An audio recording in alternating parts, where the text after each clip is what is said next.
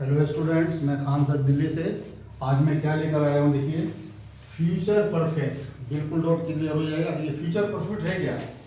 ये future perfect को देखिए, ये फ्यूचर परफेक्ट, ये फ्यूचर टेंस का जो है थर्ड फॉर्म है।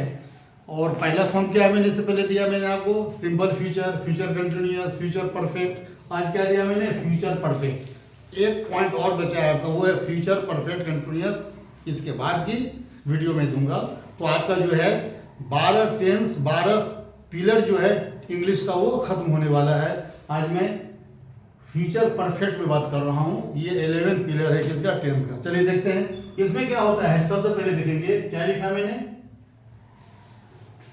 फ्यूचर परफेक्ट में वर्ब के थर्ड फॉर्म का यूज होता है। जब वर्ब के थर्ड फॉर्म का यूज होता है, अगर आपको कोई एग्जाम में आता है कि विच ऑफ द इसमें जो है कि वर्ब्स के फॉर्म का यूज करें, और पहले आपको क्या पढ़ना पड़ेगा? सेंटेंस पढ़ेंगे। और जब सेंटेंस को पढ़ेंगे तो सेंटेंस को पहले आपको क्या करेंगे? पहले पता करना होगा कि सेंटेंस का स्ट्रक्चर, उसका जो रूल है, उसकी पहचान अगर जब पता चल जाएगा तभी आप उसमें जो वर्ब्स के फॉर्म पढ़ेंगे।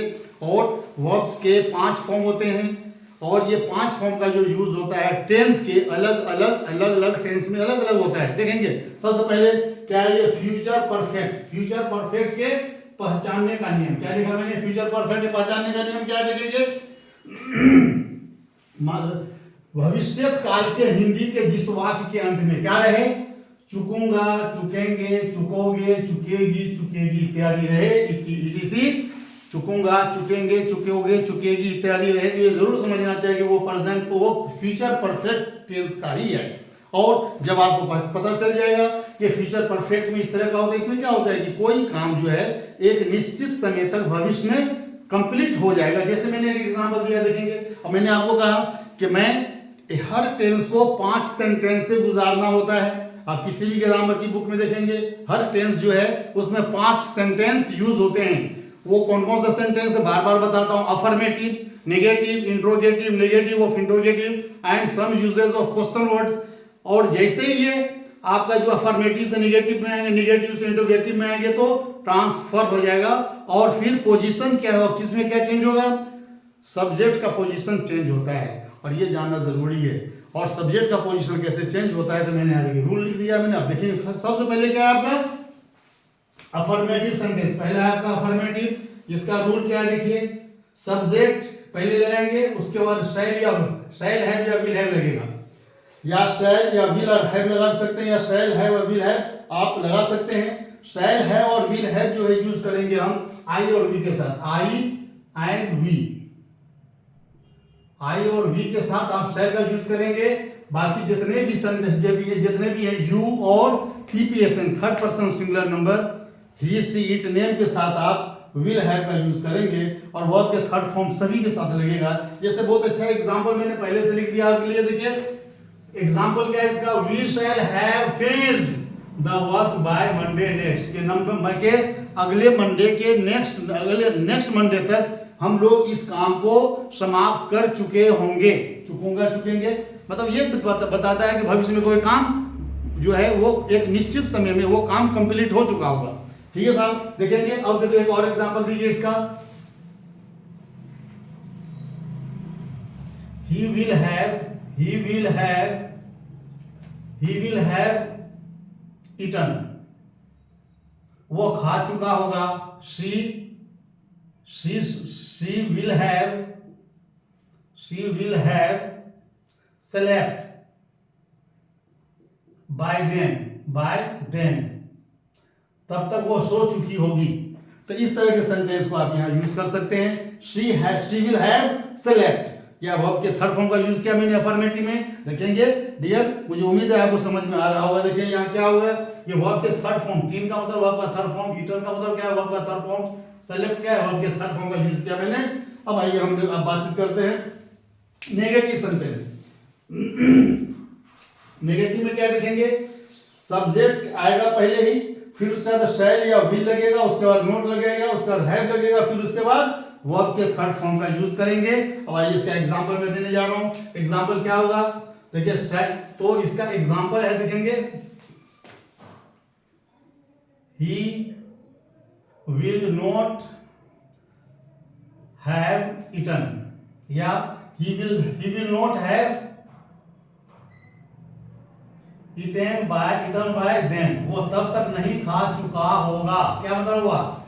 he will not have eaten by then, वो तब तक नहीं खा चुका होगा। हाँ, we won't, we shan't, इसको अगर हम इसको नोट लगा दें क्या वो सेंट हो जाएगा। देखिए वी सेंट हैव हो जाएगा। देखेंगे शैल नोट को एक साथ करेंगे तो वी सेंट हैव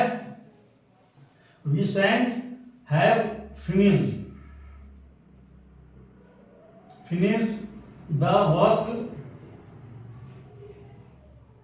बाय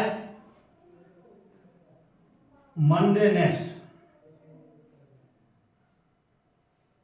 इसका मतलब हुआ कि हम अगले नेक्स्ट मंडे तक हम इस काम को हम लोग नहीं समाप्त कर पाएंगे।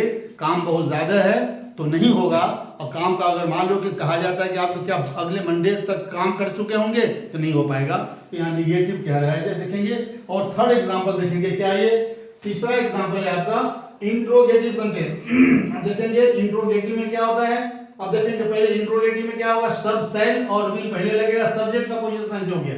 अब देखेंगे सब्जेक्ट का पोजीशन चेंज हो गया है। देखेंगे अब सब्जेक्ट का पोजीशन कैसे चेंज हुआ, देखिए सब्जेक्ट का पोजीशन, इसका एग्जांपल देखेंगे। हाँ देखेंगे विल यू हैव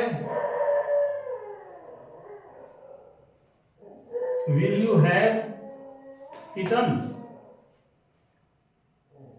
क्या तुम खा चुके होगे। विल यू हैव ईटन, क्या तुम खा चुके होगे।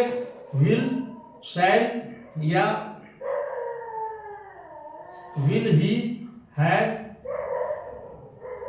हैव रीच्ड टू स्कूल, क्या वो स्कूल पहुंच चुका होगा। एक और देते हैं इसका, देखेंगे शैल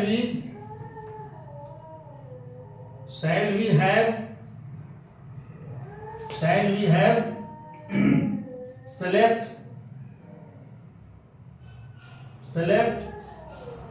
बाय देन,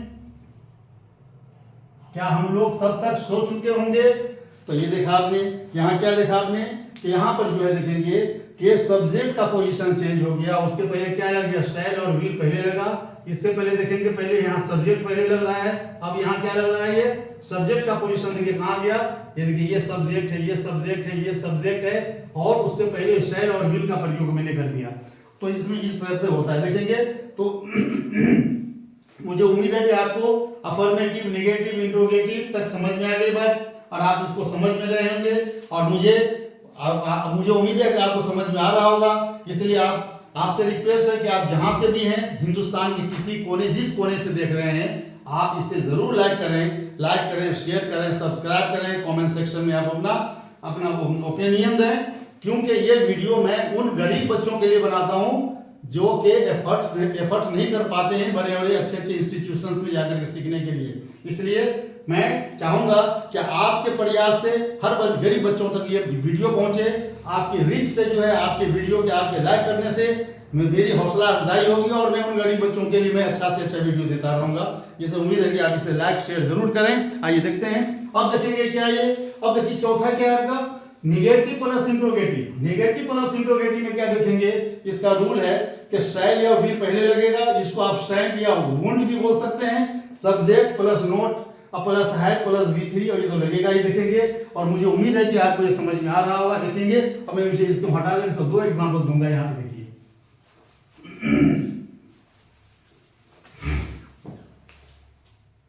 ये अब मैं फोर्थ का एग्जांपल देने जा रहा हूँ। फोर्थ निगेटिव भी होगा इसमें और इंट्रोगेटिव भी होगा और क्वेश्चन भी होगा और निगेटिव भी होगा। देखिए इसका एग्जांपल देखेंगे। इसका एग्जांपल मैं यहां दे रहा हूं, जैसे will you not have eaten, क्या तुम नहीं खा चुके होगे। will you not have eaten, क्या आप नहीं खा चुके होंगे। अब देखेंगे shall we not have slept by then, क्या तब तक हम लोग नहीं सो चुके होंगे? एक क्वेश्चन है, क्वेश्चन भी है और नेगेटिव भी है। तो देखेंगे इस टाइप से आप देखेंगे, दो एग्जांपल बहुत है, एक और देख लीजिए। शैल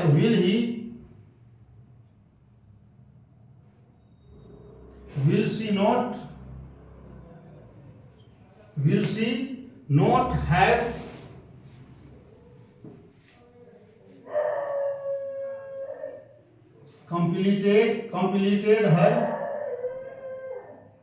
completed her homework by then. Completed homework completed her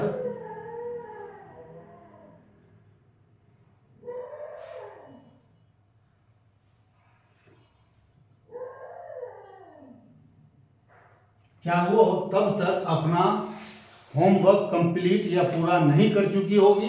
इसका मतलब ये हुआ, मुझे उम्मीद है कि आपको समझ में आ रहा होगा। ये 4 सेंटेंस हो गया। 5वां सेंटेंस का एग्जांपल लेने जा रहा हूँ। इसमें मैंने बताया खान फार्मूला है। खान फार्मूला का नाम क्या रखा मैंने? क्वेश्चन वर्ड 3/4 वाट। ये खान फार्मूला है, ये खान फार्मूला मैंने बनाया है, इसलिए इस पर मैंने आपको बता रहा हूँ बार बार। चलिए मैं इसका एग्जाम्पल देता हूँ, आप इसका स्क्रीनशॉट ले लें। जितने हमारे व्यूअर्स हैं, आप लोगों का सबका धन्यवाद जो देख रहे हैं। चलिए इसको मैं हटाता हूँ, आप देखेंगे यहाँ से।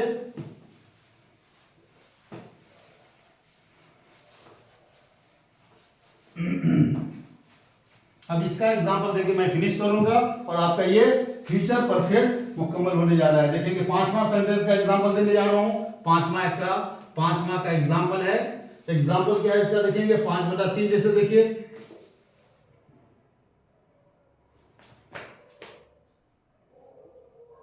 will you have eaten? Will you have eaten?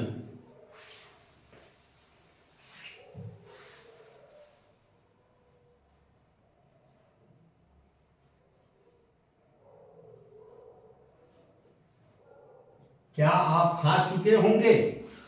इसका मतलब हुआ क्या आप खा चुके होंगे। और जब इसमें हम लगा देंगे व्हाट यहाँ, तो क्या हो जाएगा? आप क्या खा चुके होंगे।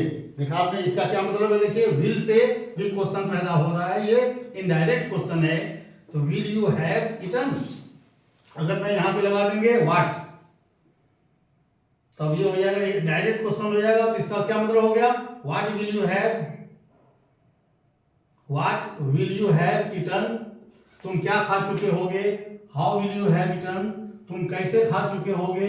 Why will you have eaten, तुम क्यों खा चुके होगे, तुम कहां खा चुके होगे। हाउ, वेयर या when will you have eaten, और where have you will eaten. Where will you have eaten, तुम कहां खा चुके होगे। देखेंगे इसमें, ये बहुत अच्छा है, देखा इसका मैंने। ये एग्जांपल था आपका 5/3 का। 5 ये हो गया, 5/3 का एग्जांपल है। ये एग्जांपल था हमारा 5/3, 5/3 का एग्जांपल था। अब मैं इसी को 5/4 का एग्जांपल दूंगा। और अब देखिए इसको 5/4 का एग्जांपल क्या देंगे। चलिए इसको हटाना पड़ेगा, फिर मैं इसको एग्जांपल दूंगा। मैं देखिए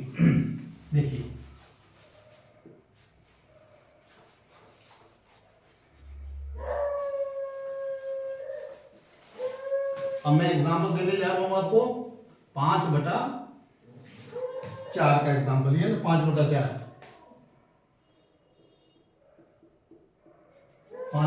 का एग्जांपल ऐसे, will she have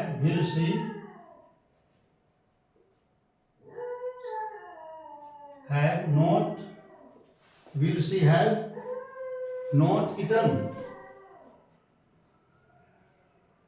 क्या वो नहीं खा चुकी होगी।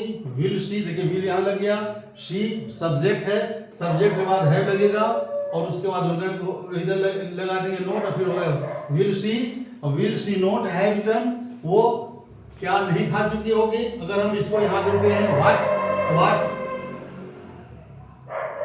तो क्या हो जाएगा ये what will she have not eaten, वो क्या नहीं खा चुकी होगी, कैसे नहीं खा चुकी होगी। How will she have not eaten, वो कैसे नहीं खा चुकी होगी, क्यों नहीं खा चुकी होगी। Why will she have not eaten, when will she have not eaten, and how will she have not eaten,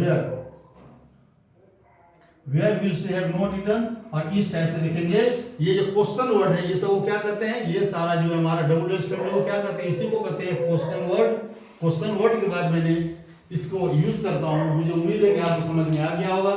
चलिए इसे लाइक कीजिए, शेयर कीजिए, सब्सक्राइब कीजिए और कमेंट सेक्शन में जरूर अपना ओपिनियन दें। धन्यवाद, थैंक यू।